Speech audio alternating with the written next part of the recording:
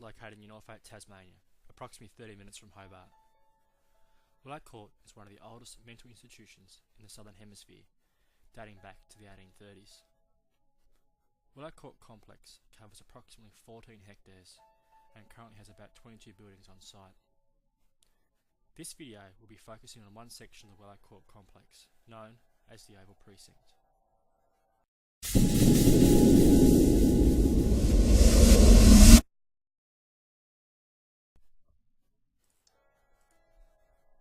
The ward surrounding the Oval is often referred to as the Oval Precinct. The Oval Precinct is on the north-east side of the complex, just off the avenue. The Oval Precinct comprises of 4 individual wards that are arranged in a semicircular formation, overlooking the recreational ground. The Oval Precinct wards are named Glenora House, Franklin House, Esperance House, and Derwent House, or simply Ward G, Ward F, Ward E, and Ward D.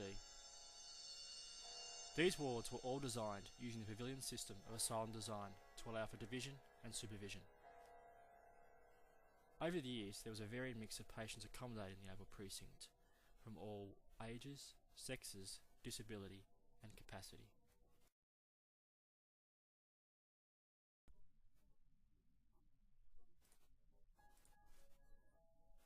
Derwent and Esperance houses were built between 1935 and 1937, with the initial intent to accommodate male patients. The reason for the construction of these new wards were to allow for the poorly ventilated and unsanitary old wards of Willowcourt Court to close and be demolished.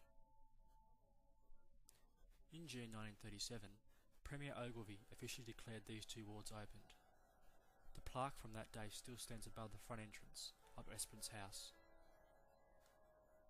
Esperance and Derwent houses are both double-storey buildings and are built out of red brick, timber, corrugated iron, and timber-framed windows. Derwent houses' rooms have been partitioned to divide the areas into smaller, separate rooms. Derwent house has carpet tiles, a laundry chute, and an open kitchen layout. These are all unusual features of a ward in Willowcourt Court. Based on some of its unique features, one makes the assumption that it once accommodated higher-functioning patients. Esperance House has a large veranda running along the front of the building. Parts of the veranda have been partially enclosed and were once used as a dairy area and toilets. There have only been minor alterations to the interior of Esperance House over the years. In the 1970s, an external fire staircase was built between Derwent and Esperance House, linking the 2 buildings together.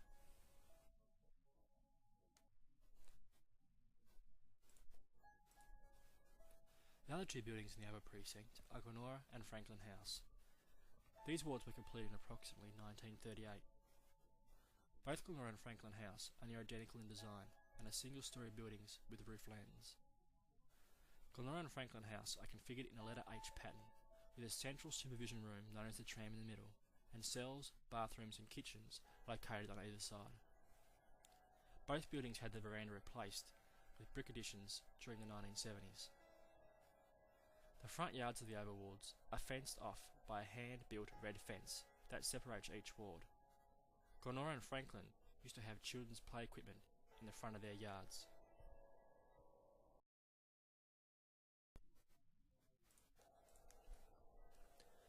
The recreation ground, or sporting oval, has a bitumen cycling track around its perimeter with fixed lighting. The oval once had a timber grandstand and a toilet block that were demolished in the early 1990s. The sporting oval also has a separate weatherboard change room, which is built on top of a sandstone basement which is still standing today. Over the years, the oval held many sporting activities.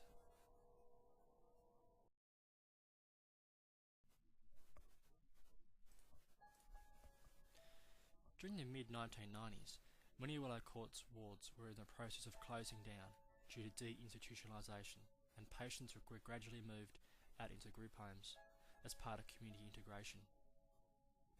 Willowcourt Court officially closed its doors in October 2000, and since its closure, the Oval Precinct wards have had several reuses shortly after its closure by the community.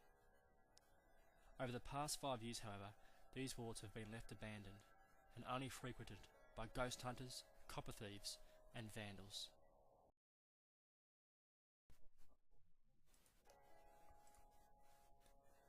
In late 2009 and early 2010, the Derwent Valley Council placed a request for tenders on the Oval Precinct in the Mercury newspaper. Several tenders were received, with one rumoured to be over $1 million.